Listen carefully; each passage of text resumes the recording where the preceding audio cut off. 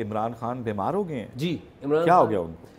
आसिफ, इमरान खान जब गिरफ़्तार हुए थे तो उसके बाद उनका मेडिकल चेकअप किया गया था और आपको पता है 9 मई 2023 को पहले अरेस्ट हुए, फिर रिलीज़ हुए, फिर बाद में दोबारा अरेस्ट किए गए।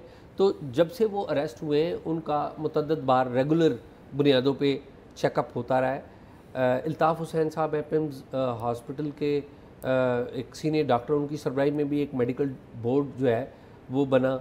उन्होंने भी ये अल्ताफ़ साहब पहले ईडी भी रहे आई थिंक, है ना? जी, वही है ना? गालबन ये वही। अच्छा। तो पोली क्लिनिक हॉस्पिटल के जो डॉक्टर्स हैं वो भी इन्हें पहले चेक कर चुके हैं। खान साहब अपने कान में दर्द की शिकायत करते रहे हैं।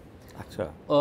और मुतअद्दिद बार इनको जो चेक किया गया है तो पता चला है एक बीमारी होती है जिसे कहते हैं टाइनाइट्स।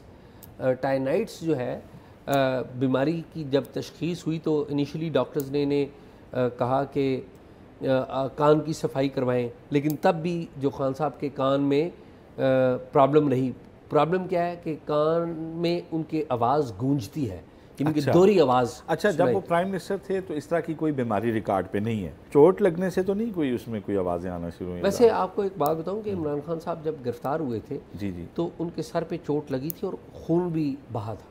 अच्छा। हाँ, ये कुछ खबरें आई थी कि शायद उन्होंने कोई मुज़ाहमत की है या किसी ने उनके साथ हाथापाई की है, तो मतलब ये इस तरफ आप इशारा कर रहे हैं? ये ऐसा हुआ है और उनके सर पे खून भी आया था, ये लिखी पड़ी बात है।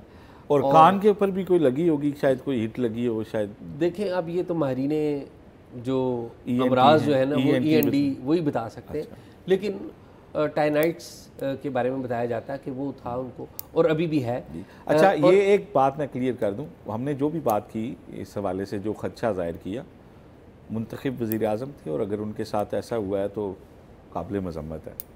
नहीं, ये हुआ, ये तो देखें ना, जब देखें उनके साथ इख्तलाफ सियासी किसी को हो सकता है, उनके साथ नज़रियाती इख्तलाफ हो सकता है, ज़ाती इख्तलाफ किसी भी प्राइम मिनिस्टर के साथ। प्राइम मिनिस्टर मुंतखब वज़ीर-ए-आज़म पाकिस्तान का कोई भी उस सीट पे जब बैठा होता है और उसको जब इक़्तिदार से निकाला जाता है और उसके साथ अगर हाथापाई हो तो हम उसे किसी सूरत में उसकी कोई तायद नहीं बल्कि काबिल मज़म्मत इक़दाम। जी हाँ, जी हाँ।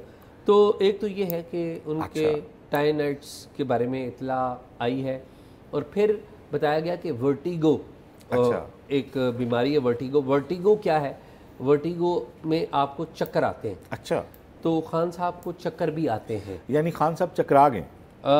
पॉलिटिकल एतबार से, जिस एतबार से आप बात कर रहे हैं कि चकरा गए, लेकिन उन्होंने सिस्टम को भी चकरा के रख दिया, ये भी आप माने? नहीं, सिस्टम को तो उन्होंने बहुत चकरा के रखा, लेकिन अब मेरा ख्याल है उनके चकराने की बारी है। और जो आप बता रहे हैं कि खुद अदालत में ये दिया गया ना रिकॉर्ड, मेडिकल रिकॉर्ड, ये मेडिकल रिकॉर्ड जो है ये इंसदादी दहशतगर्दी की जो अदालत है जहाँ पर खान साहब के खिलाफ आपको पता है केसेस, और ये रिकॉर्ड भी सरकार पेश कर रही है, यानी सरकार भी इस पे मुतरिज नहीं है, ये माना जा रहा है दोनों ये कि उनके साथ ये प्रॉब्लम, ये रिकॉर्ड सरकार एक्सेप्ट करती हो, ये सरकारी डॉक्टर्स के बोर्ड ने किया। ठीक है, इसमें मेरा ख्याल है पोली क्लिनिक से डॉक्टर इम्तियाज़ जाते हैं, वहाँ से आपने बताया डॉक्टर लता, और ये सीनियर डॉक्टर्स हैं, बड़े सीनियर डॉक्टर, और अथेंटिक इनकी बात जी होती है। तो खान साहब को यानी कि टाइनाइट्स और वर्टिगो है। अच्छा, इसमें आसिफ 3 चीज़ें हैं जो इंसान का बैलेंस कायम रखती हैं, एक दिमाग, एक आँखें और एक कान। कि हम जब चलते भी हैं तो हमारा एक बैलेंस होता है ना जिसमें अपना, तो डॉक्टर्स ये बताते हैं कि ये जो आँखें, कान और दिमाग जब बेहतर काम कर रहे हो तो वो आपका जो बैलेंस है वो कायम रहता है, चलते वक्त भी बैलेंस कायम रहता है, वरना आप गिर सकते हैं, आप चल भी नहीं सकते और आपको चक्कर आ सकता है।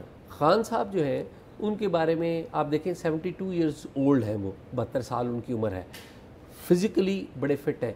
जब इंसान उम्र रसीदा हो जाता है, आम तौर पे जो उम्र रसीदा अफराद हैं उनमें ये बीमारी आती है, डॉक्टर्स ये बताते हैं। लेकिन बाज़ जो लोग हैं वो उम्र रसीदा नहीं भी होते लेकिन फ़िज़िकली कमज़ोर होते हैं तो उनको ये बीमारी हो जाती है।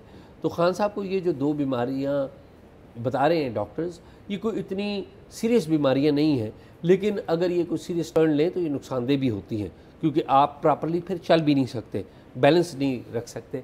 तो खैर ये डॉक्टर्स उनका इलाज कर रहे हैं। और तो कानों में क्या आवाज़ें आती हैं इमरान खान साहब के एजाज़, ये नहीं बताया गया? उनके कानों में बहुत सारी आवाज़ें आती हैं। किस किस्म की आवाज़ें आती हैं कि 9 मई पे वो एक्सक्यूज़ कर लें या मतलब आवाज़ों की कोई नहीं देखें डायमेंशन, वो एक्सक्यूज़ तो नहीं कर रहे ना। हाँ 9 मई पे वो माफ़ी तो नहीं इसका मांग रहे। मतलब अब कानों में आने वाली आवाज़ों को जुटला रहे हैं मेरा ये ख्याल है और इस कि दौरान उन्हें चक्कर आ जाता है। मेरा ये ख्याल है कि उनके कानों में एक ही आवाज़ आती है जिसको वो बड़े गौर से सुनते हैं, वो है बुशरा बीबी की आवाज़, तो उसको गौर से सुनते हैं। और एक आवाज़ है जिसकी इंतज़ार में है वो, कि वो आवाज़ आए और वो उसके ऊपर सुने। अच्छा, वो वो आवाज़ आ नहीं रही, वो आ नहीं रही। और जो आवाज़ें आती हैं उसमें कुछ नाम ऐसे आते हैं कि जिस पे उन्हें चक्कर आ जाते बिल्कुल ऐसे है। लेकिन ये भी एक हकीकत है कि उन्होंने चकरा के सिस्टम को भी चकरा के रख दिया और अभी खुद भी उनको चक्कर आ हैं। अब उनको खुद भी चक्कर आ रहे हैं। जी हाँ, तो मेरा ख्याल है उनकी प्रॉपर ट्रीटमेंट मजाक होनी वैसे चाहिए, अपनी जगह, उनकी किसी की- प्रॉपर ट्रीटमेंट होनी चाहिए। हाँ। और क्योंकि ये सरकार ओन करती है तो उनको मेरा ख्याल है कि तमाम मेडिकल सहूलियात जो किसी भी कैदी हैं, ज़ाहिर है केस में सज़ा हवालाती तो नहीं है, तो उनको वो पूरा जो है राइट है उनका मेडिकल उनको प्रॉपर मिलना चाहिए ताकि उनकी ये जो शिकायतें दूर हो। और बाकी जो बात हम कर रहे थे सियासी बुनियादों पे कर रहे थे और इस नाते कर रहे थे कि पीटीआई के बहुत सारे चाहने वालों का ये मौक़िफ़ रहा है कि जेल में जाके जो लोग बीमार होते हैं वो करप्ट होते हैं, वो चोर होते हैं, वो झूठ बोलते हैं। ऐसा नहीं है। ज़रा खान साहब हालांकि कितने फ़िट आदमी हैं, स्पोर्ट्समैन रहे हैं और अभी भी बड़े माशाल्लाह फ़िट हैं, लेकिन बीमार होने को तो कोई भी हो सकता है। वो कोई भी और कोई भी बीमार हो तो उसकी पूरी ट्रीटमेंट, उसके जो इंसानी हकूक़ हैं, जो उसके कैदी के हकूक़ हैं, वो उसको पूरे मिलने चाहिए। तो मेरा ख्याल है अथॉरिटीज़ और अदालत इसके ऊपर बड़ा इस पर हुक्म करेंगी और उन्हें प्रॉपर उनके चेकअप का और उनकी ट्रीटमेंट का मेरा ख्याल है उनको कहना नो डाउट। ये तो इमरान खान तो जेल में हैं, तो हम उनकी बीमारी के बारे में बात कर रहे हैं क्योंकि डॉक्टर्स ने एक रिपोर्ट दी है जो लोग जेल में नहीं है।